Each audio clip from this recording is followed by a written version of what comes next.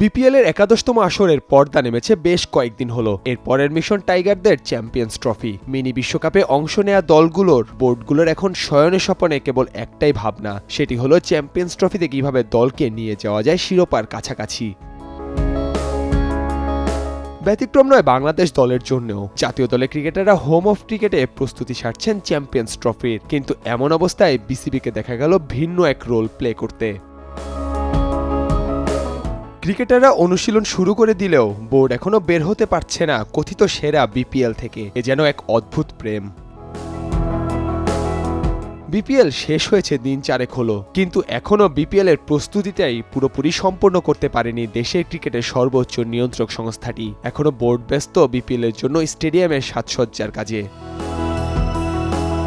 BPL এর একাদশতম আসরকে সামনে রেখে বিসিবি সিদ্ধান্ত নিয়েছিল পুরো স্টেডিয়ামে আলপনা আঁকার। গ্রাফিতির আদলে স্টেডিয়ামের গ্যালারির দেয়াল জুড়ে আঁকা শুরু হয় সেই আলপনার। টুর্নামেন্ট শুরুর আগ থেকেই হাতে নেওয়া হয় সেই কার্যক্রম, কিন্তু টুর্নামেন্টের পর্দা নামার পরও বিসিবি শেষ করতে পারেনি সেটি। এবারকার আসরের ব্যাপ্তি ছিল 1.5 মাস। ঢাকার প্রথম পর্বের ম্যাচ শুরুর আগে থেকে বিসিবি হাতে নেয় সেই আলপনা আকার। ঢাকা পর্ব, সিলেট পর্ব, চট্টগ্রাম পর্ব পেরিয়ে ফের বিপিএল আসে ঢাকা পর্বে, কিন্তু লম্বা সময় পেরিয়ে যাওয়ার পরও শেষ হচ্ছিল না সেই কাজ। এমনকি টুর্নামেন্ট শেষ হওয়ার পরও সমাপ্তি টানা সম্ভব হয়নি তার।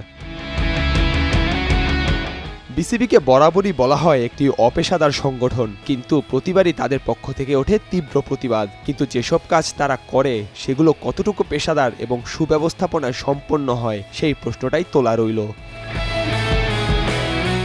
নাহিয়ান আরেফিন, নয়া দিগন্ত।